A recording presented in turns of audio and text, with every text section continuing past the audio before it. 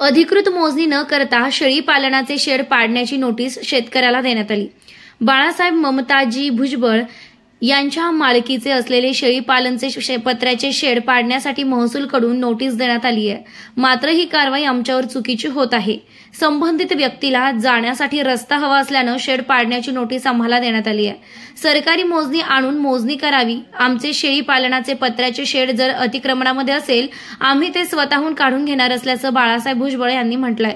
मात्र दडपशाहीची कारवाई आम्हाला मान्य नाही। संबंधित व्यक्तीचा भाऊ तहसील कार्यालयामध्ये कर्मचारी असल्याने तो सांगत त्याप्रमाणे अधिकारी ऐकतात व आमच्यावर कारवाई केली जात आहे। त्यामुळे प्रशासनाने आम्हाला योग्य तो न्याय द्यावा अशी विनंती भुजबळ यांनी प्रशासनाला केली आहे।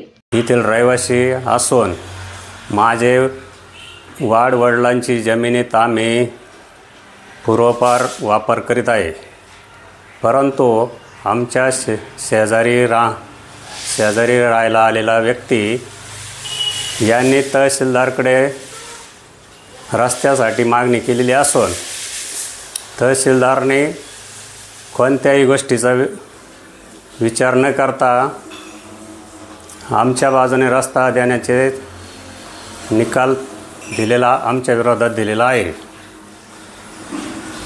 परंतु आम्हाला निकाल मान्य नाही।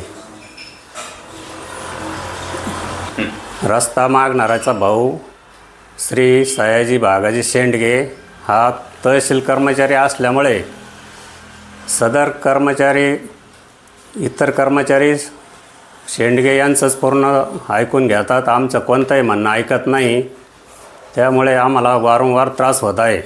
तो जुना शेड मोडकळीस आल्यानंतर आम्ही नवीन शेड बांधून शेळी पालनाचा व्यवसाय चालू केलेला आहे।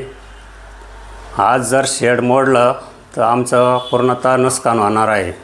3 ते 4 लाखाचं नुकसान होऊ शकतं आहे।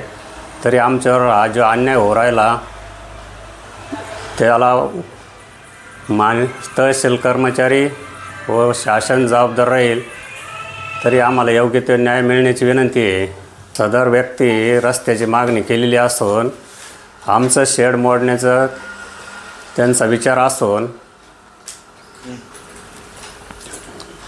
त्यांनी आमच्याबद्दल तहसीलमध्ये खोटी तक्रार केलेली आहे। सदर व्यक्तीला आमचं शेड मोडूनच रस्ता पाहिजे, तरी पूर्णतः शहानिशा करून सदर क्षेत्राची मोजणी केल्यानंतरच पूर्णतः न्याय आम्हाला मिळू शकतो। सदर व्यक्तीला त्यांच्या गटातून स्वतंत्र रस्ता आहे, परंतु मुद्दाम जाणून बुजून त्रास देत आहे आम्हाला।